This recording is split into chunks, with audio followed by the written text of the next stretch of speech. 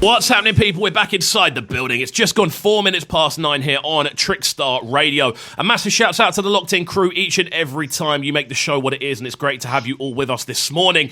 Now, we're going to be moving into the interview hour, which I'm very excited to get into. A guest from a slightly different background from what we normally do on the show. We normally focus primarily on artists, but today we're going to be talking about someone who is talking about the artist, someone whose written perspective is someone I really appreciate, and someone who I look for when I'm looking through online articles about things. A man like James Keefe is in the building representing Trench Mag. How are you doing, sir? I'm good, man. I'm good. How are you? I'm great. It's awesome to have you inside the building. Inside the building via phone call, but you know how we do. But yeah, we've got loads to talk about today. So the first thing I kind of wanted to get into, obviously, music journalism is a thing that's constantly moving around in the expectations of like what's expected of you, sort of writing style, the sort of regularity of things. What you're currently doing now in regards to writing about music and showcasing things, is it what you expected to be doing, say, 10 years ago?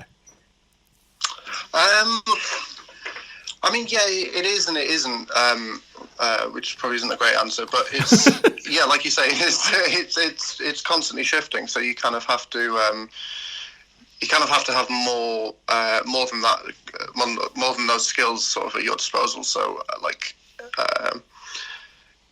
day to day, I'll be doing, like news writing and, writing features and stuff like that, but then it's also a case of like you need to be quite good at sort of video editing, at photoshopping, at like digging through the archives, knowing where to look, and kind of and always changing up where you look as well and how you look at stuff. For a long time it was like either other blogs or it was going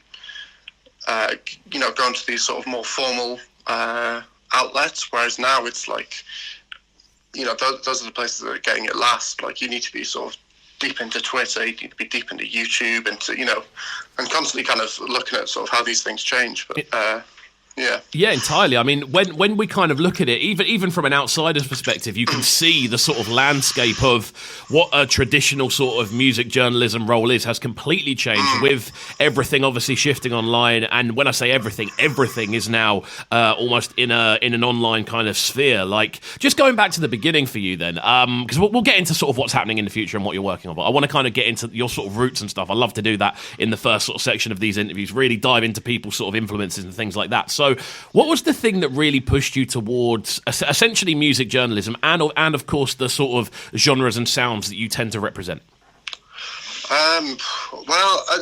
Basically what it was I went to, I graduated uni in 2009, and after that, and I studied English as well, and it was either sort of, try your luck being a writer or go into teaching. And I knew I was going to be a terrible teacher. And blogs and stuff, blogs have been really, really popping off, like in every genre as well, from like house to grime to da-da-da-da. And so that was something I was really tapped into then. And I thought, being a sort of arrogant 20-year-old, I thought, yeah, I could do that. And kind of set that up. And I'd grown up in Newcastle, where there was like, you didn't get pirate radio, we didn't get Rinse or Deja or anything like that. So the stuff that sort of did trickle up, it was a little bit sporadic. So like, it's, I had some mates that were putting on jungle raves, so a few mates that were putting on dubstep nights when that kind of reached us. And so I was kind of covering that, and then naturally, obviously, my attention sort of drifted to London, where everything, all this stuff was coming from. And, after a couple of years of that, I thought, I've really got to get down to London. Like, one way or another, I've got to get there. And the blog had sort of reached a point where it was like, okay, if I keep this going, I've really got to make it a business, or I need to sort of go, get a more formal job as a writer if I can. And a lot of the blogs have done that. They'd either sort of pivoted to being a label, or they got jobs at magazines. And fortunately, after a while, JP, the editor-in-chief of Complex and Trench founder, he posted on Twitter that he was looking for writers.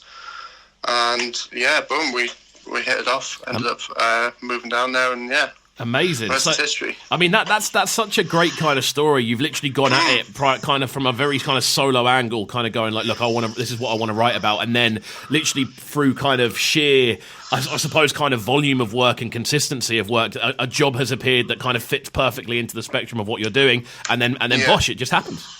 Yeah, man. Well, I mean, yeah, it was a few years, and to be honest, by the time that I did sort of connect with JP, it was getting to a point where I was thinking, is this gonna happen? Should I just knock it on the head? I was working because blogs don't pay, or they didn't pay, so it was like I was working in a kitchen. I was working as a chef full time at one point, and then coming home after like a 10-hour shift and writing on the blog and stuff. Bro, you know what? I'm from exactly the same background, so I can relate with you entirely. There's nothing that you want to do less than be creative after getting home, that sort of the sort of heat that you get in a kitchen as well. It just tires you out on a different level. So I can completely relate with you on that one. Yeah. Yeah, man, you've really got to want it. You've really got to want it at that point. But yeah, eventually it paid off.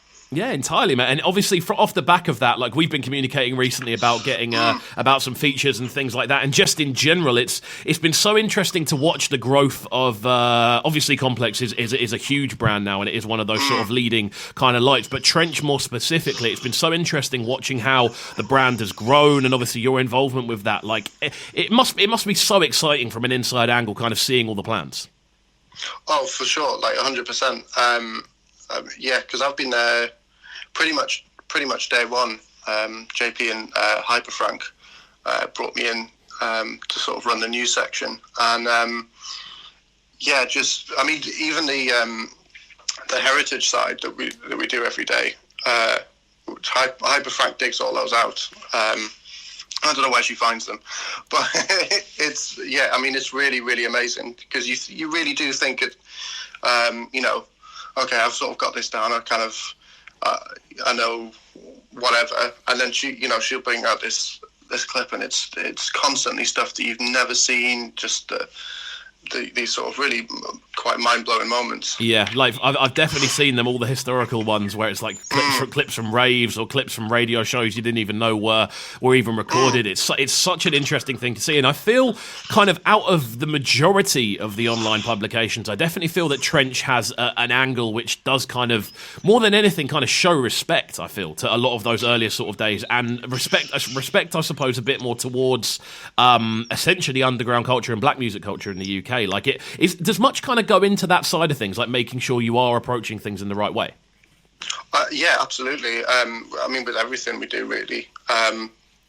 Like, that is something it was the main reason it was founded, was because obviously me and JP worked at Complex, but we were kind of parts of a much bigger machine there, whereas here we could be much more focused on UK stuff, and not just sort of drawing the connections between the stuff that's going on right now, but tying that back right through history, right through jungle years, the garage years, the early rap years with people like Skinny Man and what have you, right through to the 80s, through to the 70s even, and keep tying those connections back, because there's people doing that. It's not like no one's ever written about the history of black music in Britain, but it's always been, a little bit over here, a little bit over there.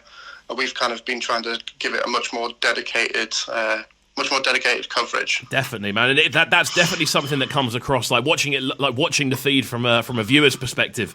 That's definitely something that I've noticed the most about Trench, is that, as I said, kind of respect and kind of understanding, I suppose, of the history that goes into everything. One thing I'd love to see one day is like a family tree of UK genres, of essentially black music genres in the UK, like how everything's developed, where everything's come from. That's something I'd absolutely love to see.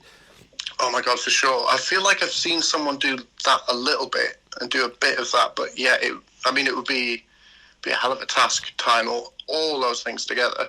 And obviously, going back and forth between Jamaica and back and forth with New York and wherever, and all those kind of, yeah.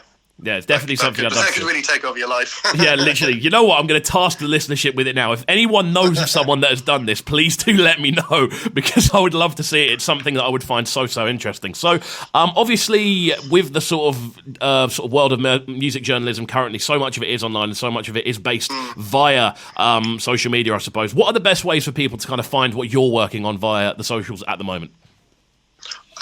Well, yeah, probably just Twitter, really, is the main one that I use. James MB Keith, where I usually put all of my work. That's me. That's the best place to find you. Okay, cool. Well, what we're going to do is we're going to take a short break and we're going to be back in just a second. We're going to look a little bit more into the importance, I suppose, of the written word online in the much more sort of modern format of music journalism, especially. We're going to look into some future plans that you're working on and just in general kind of round things off in a few minutes' time. So make sure you are sticking around, my friends. It's just gone 9:15 here on Trickstar Radio. We're live on the line with a man like James Keith representing Trench Mag. As always, make sure you're downloading the Trickstar Radio app. It is available via the App Store and Google Play, and of course you can get us at us, that's what I meant to say, on the socials at CubKXVU, at Trickstar Radio. We're going to jump into this one quickly. Sounds of Kabaka Pyramid with Stress Relief. This is Breakfast with COVID, bringing you their morning flavours on Trickstar Radio. Trickstar Radio.